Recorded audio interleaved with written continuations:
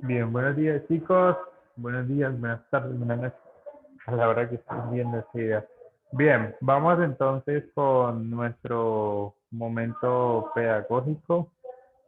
Vamos con esta clase asincrónica donde vamos a retomar el tema de la sinonimia, parte uno, sinonimia parte uno, sinonimia y antonimia parte uno. En pro de evitar las repeticiones en los textos. ¿Listo? Vamos entonces a retomar. ¿Listo? ¿Qué es la sinonimia? La sinonimia es una relación semántica de identidad o semejanza de significados entre determinadas palabras. ¿Qué quiere decir esto, profesor? Que es esa relación que existe entre dos palabras que significan lo mismo o hacen referencia de forma, o tienen una referencia a algo similar.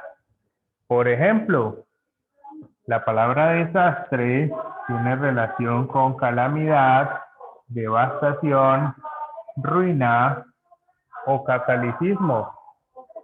Estas palabras están relacionadas, cada una tiene un significado, pero en general se relacionan con lo mismo o se relacionan de igual forma. Es decir, que se pueden usar cualquiera de ellas para referirse a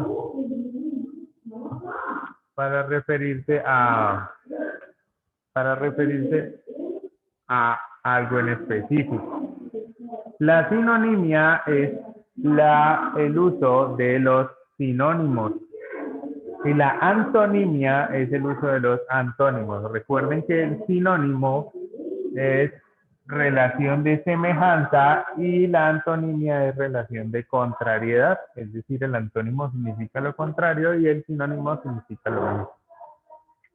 Por ejemplo, fácil y simple, auténtico y único son sinónimos, tienen una relación de sinonimia.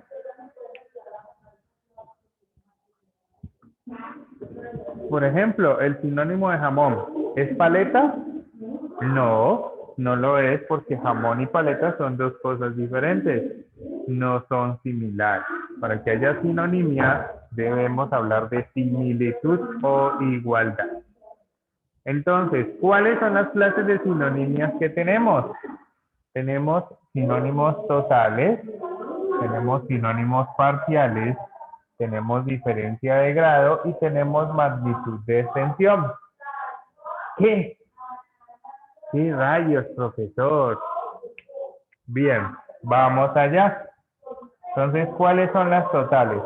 Las totales son esas palabras intercambiadas que son intercambiadas sin alterar la oración. Por ejemplo, marido y esposo. El marido de la profesora está en Cancún. El esposo de la profesora está en Cancún.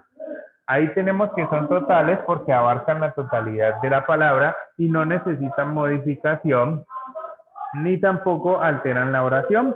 ¿Sí? Se pueden colocar e intercambiar sin alterar de ninguna forma la oración.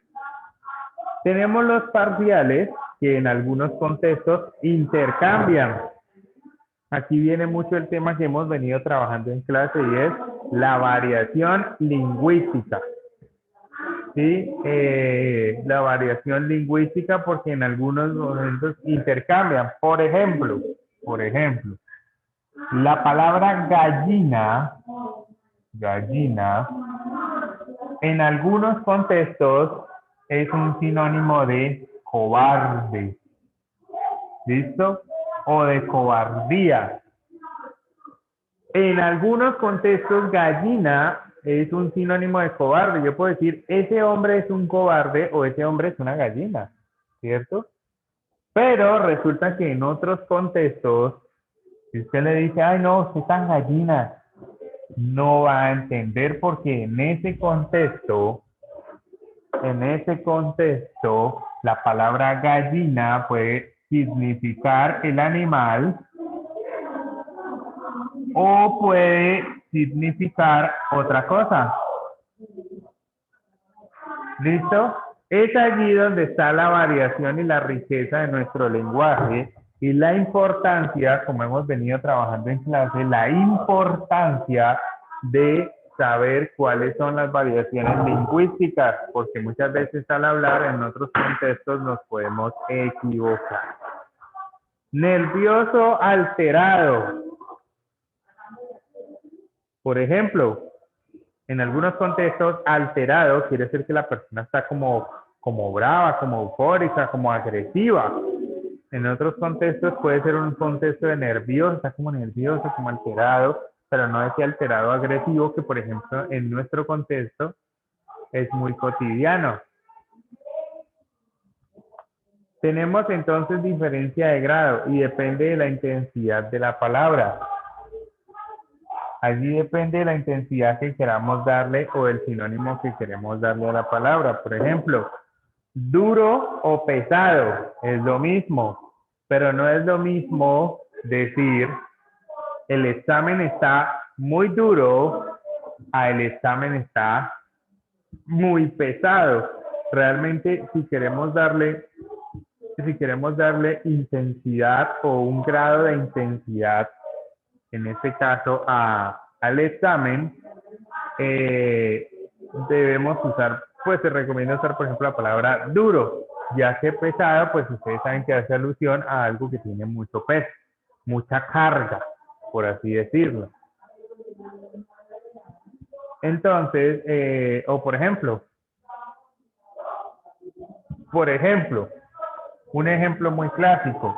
Mire que duro y pesado pueden ser lo mismo, pero no es lo mismo decir, por ejemplo, la cama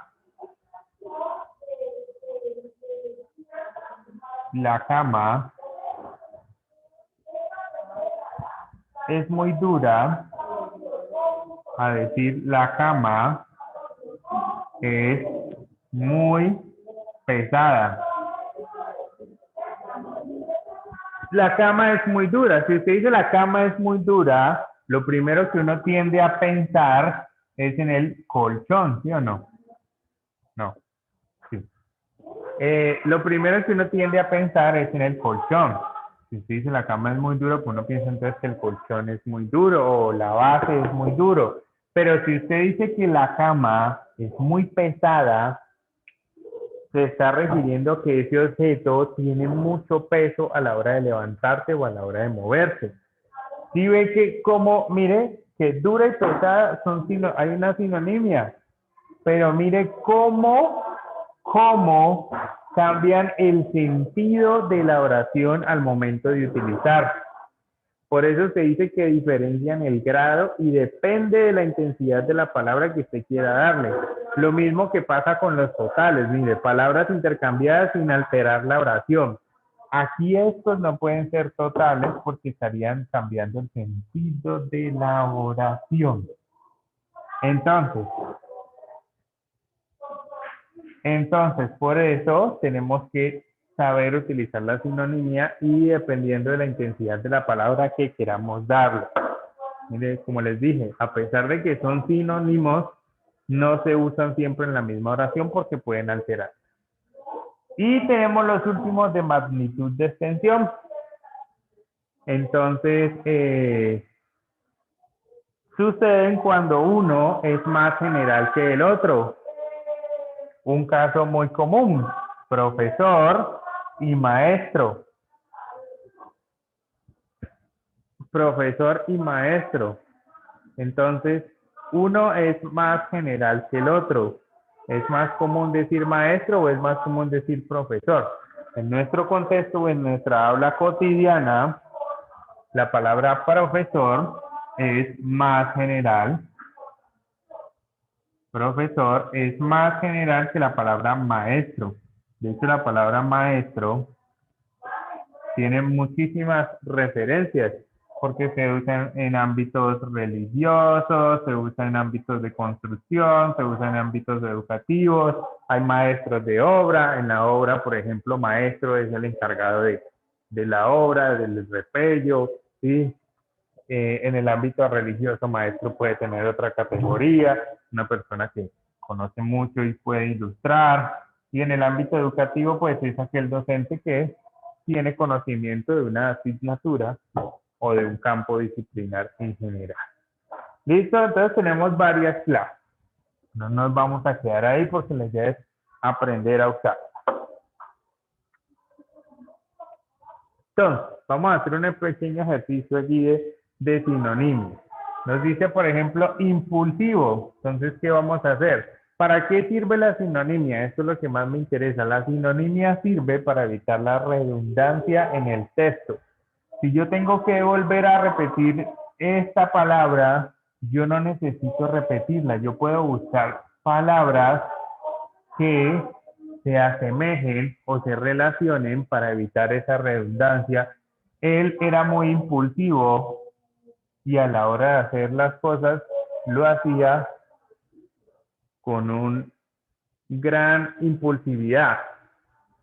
Pues yo no necesito, si ya dije impulsivo, impulsividad, pues viene siendo casi lo mismo. Yo busco otra palabra que pueda relacionar, ¿sí?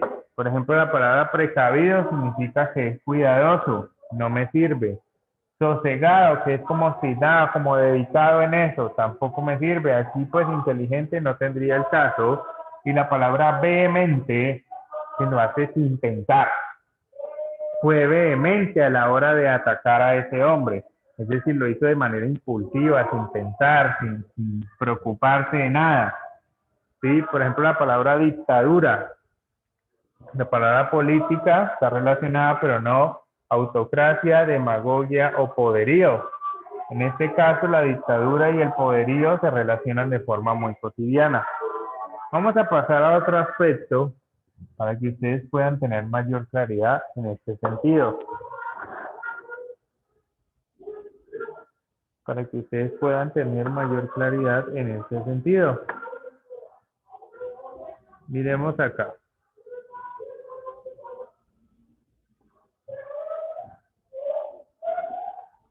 Bien, miremos acá entonces. Sinonimia total o absoluta, ya la vimos, que es que corresponde total y que por tanto se pueden intercambiar cualquier contexto lingüístico sin que se produzca ningún tipo de contraste. Ya miramos en qué momento se producen los contrastes cuando usamos la sinonimia, depende del contexto y depende mucho de la intención de la oración. Ahí hablamos de las precisiones del lenguaje. ¿Listo? Entonces, por ejemplo, vamos entonces acá. Empezar, comenzar, concejal, edil, ¿sí? La sinónima parcial, que va a depender, por ejemplo, de lo que les decía. Parcial, ¿qué significa parcial? Pues que puede variar del contexto. Aquí puede que sea sinónimo, pero en otra parte no. ¿Listo? En caso de gallina y cobarde, que para algunos contextos gallina y cobarde no es lo mismo. ¿Listo? Mi hermano es un gallina, mi hermano es un cobarde.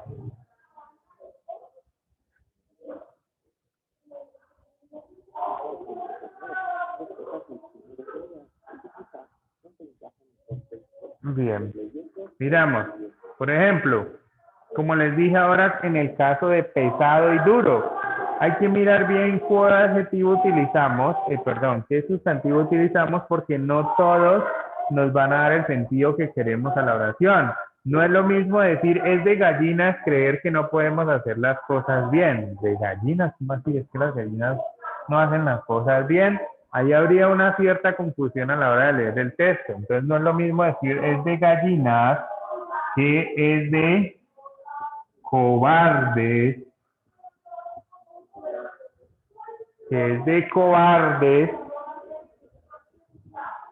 creer que no podemos hacer las cosas. Miren que la palabra cobardes nos da una mayor intensidad a la oración. En cambio, la palabra gallinas, a pesar de que en este contexto viene siendo lo mismo, no nos da la misma intensidad a la oración de la que queremos.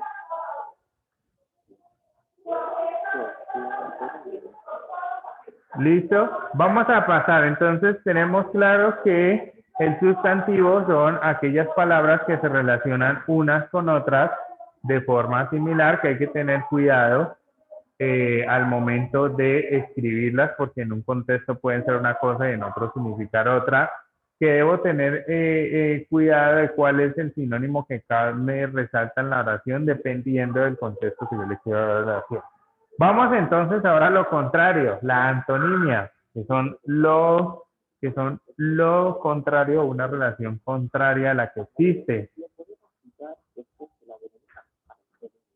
¿Listo? La antonimia es la relación que existe entre dos palabras con significados opuestos. Significados opuestos. ¿Qué quiere decir opuesto? Que significa todo lo contrario. Por ejemplo, la palabra temprano es todo lo contrario a la palabra tarde. A la palabra tarde. En este caso, la antonimia también nos va a servir para evitar la redundancia en el texto. ¿Qué quiere decir eso? Que podemos colocar dos palabras que son contrarias para hacer mayor claridad. Al momento de escribir, nosotros tenemos que ser muy claros, chicos. Por eso es que es muy importante todos los elementos que constituyen el lenguaje. Por ejemplo, la palabra complejo es contraria a la palabra simple. ¿Sí? Adjetivos como maravilloso y horroroso son totalmente contrarios. Agresivo y noble son palabras totalmente contrarias. Frío y caliente.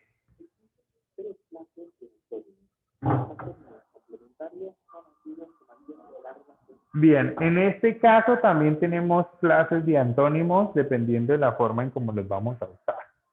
Los primeros se llaman antónimos complementarios. ¿Cuáles son los complementarios? Son aquellos que mantienen una relación excluyente. O es lo uno o es lo otro. ¿Listo? Por ejemplo, pero entre ellos no cabe término medio. Por ejemplo, frío o caliente. ¿Listo?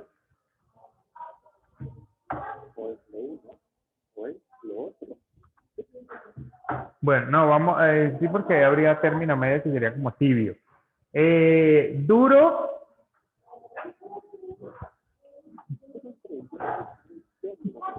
Entonces, ¿qué vamos a hacer? ¿Par o impar? ¿O es un número par o es un número par? Ahí no hay un número medio, es como medio par, medio impar. No, no hay un término medio. ¿Cierto que no?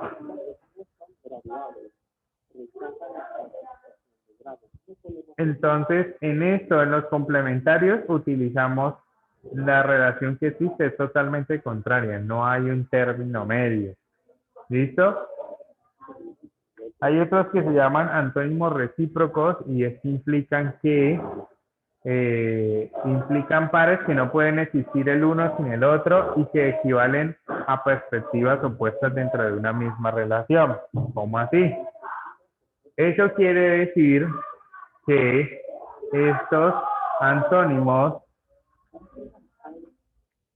deben complementarse. Pero, profe, si son contrarios, ¿cómo así que deben complementarse? Deben complementarse porque serían antónimos que son recíprocos. A pesar de ser antónimos, son recíprocos. Si yo hablo de una entrega,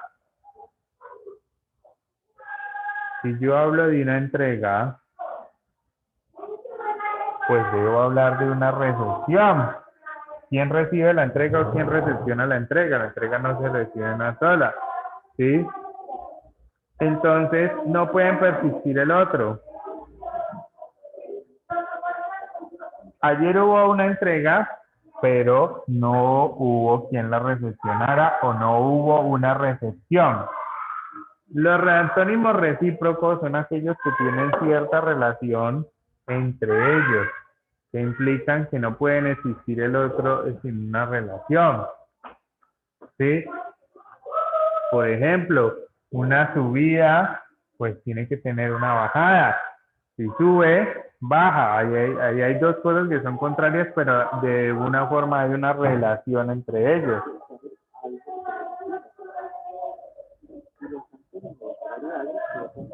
Y tenemos por último los graduales, que se oponen de forma entre ellos y se puede establecer una graduación. Por ejemplo, frío o caliente, estos se oponen entre ellos y hay un grado. Hay un grado. Un grado significa que hay como una especie de nivel. Esto significa los antónimos graduales se oponen de forma que entre ellos se puede establecer una graduación. ¿Qué es una graduación? Un nivel. Alto, bajo, frío, caliente, duro, delgado, o grueso, delgado, duro, blandito. ¿Listo? Hay un grado entre ellos. El camino está muy duro. Pero, por ejemplo, yo no puedo decir el camino está muy blando. ¿Cómo así muy blando? ¿Un camino es blando?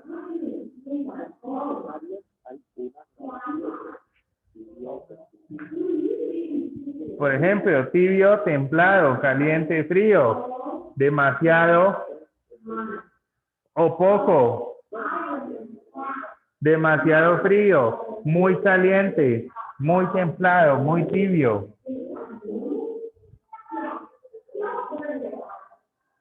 Entonces, tenemos, bueno, retomamos entonces para ir cerrando. Entonces, recordemos, sinonimia y antonimia. Entonces, ¿qué son los sinónimos? Los sinónimos son palabras que tienen significado igual o semejante entre sí. Por ejemplo, lindo o bello. ¿Listo? Tenemos algunos otros ejemplos, como son seco, perdón.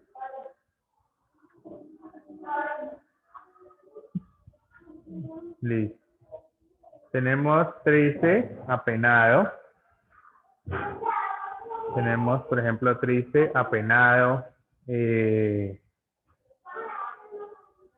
estudiante, alumno, baile, danza. ¿Sí? Son algunos ejemplos. ¿Qué son entonces los antónimos? Los antónimos son palabras que tienen significado opuesto entre sí. Por ejemplo, lindo, feo.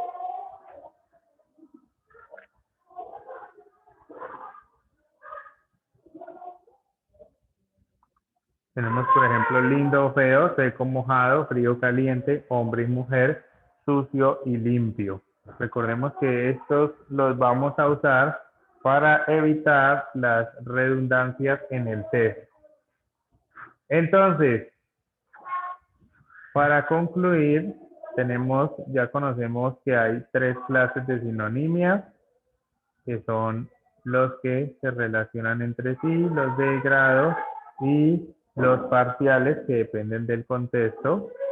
Conocemos entonces que la sinonimia total son las palabras intercambiables que uno puede reemplazar por otra parte sin importar el contexto. Por ejemplo,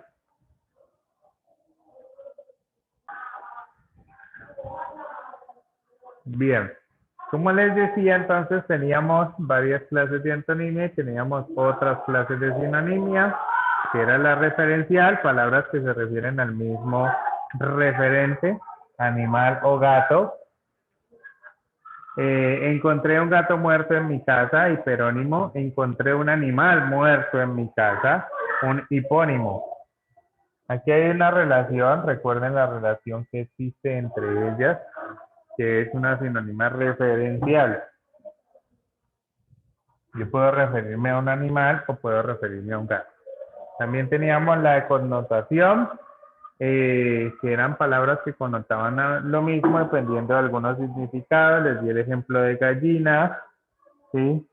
Por ejemplo, aquí eres el Maradona de los negocios.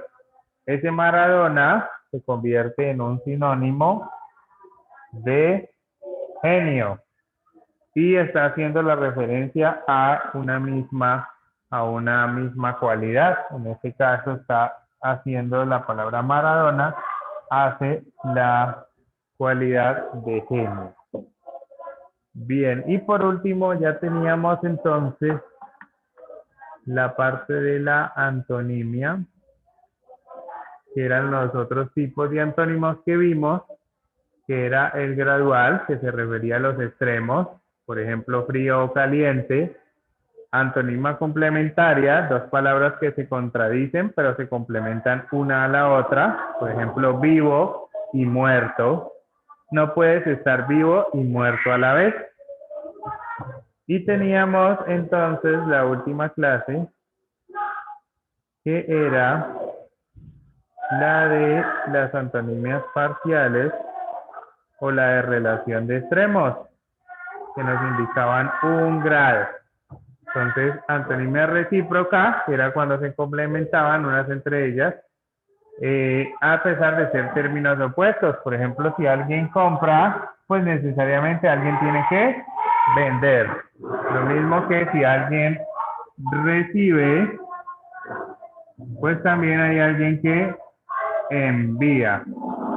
Son antónimos que se complementan entre sí, que deben aparecer y que deben tener una relación. Bueno, mis cuates, mis chicos, mis chicas, jóvenes, jóvenes, esa ha sido la clase de repaso del día de hoy. Nos vemos entonces en nuestro próximo momento pedagógico. Bye.